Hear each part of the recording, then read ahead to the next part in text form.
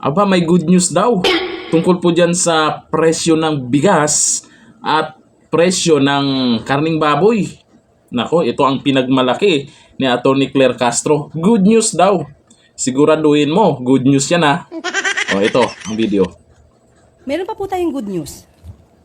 Nagkaroon po kami kanina ng meeting with Secretary Laurel dahil aasahan po natin ang pagbaba ng presyo ng bigas.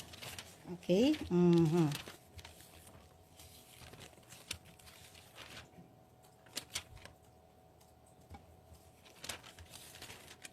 Ayan. Sa darating po na by March 31, sa ngayon po, ang presyo ng bigas kada kilo ay pumapalo po sa 49 pesos. Pero by March 31 po ay aasahan po natin ang pagbaba nito ng 45 pesos. Pati na po ang presyo po ng baboy ay maaari po ito, maibaba din po by March 10.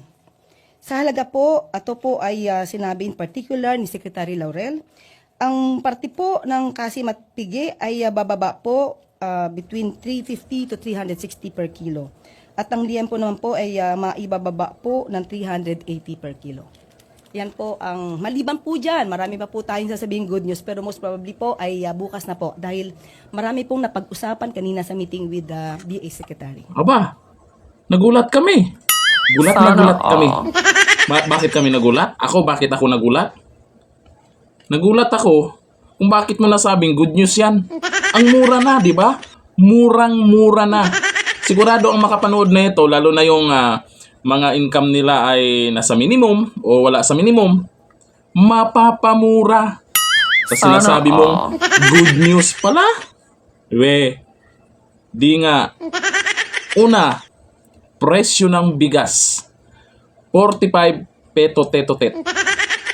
Good news daw? Comment tayo dyan kung good news para sa inyo yan. Karne ng baboy. 360. Good news daw? Comment tayo dyan kung good news yan. Galing, di ba? Proud pa sila. Palakpakan na. Mapapumura ka talaga.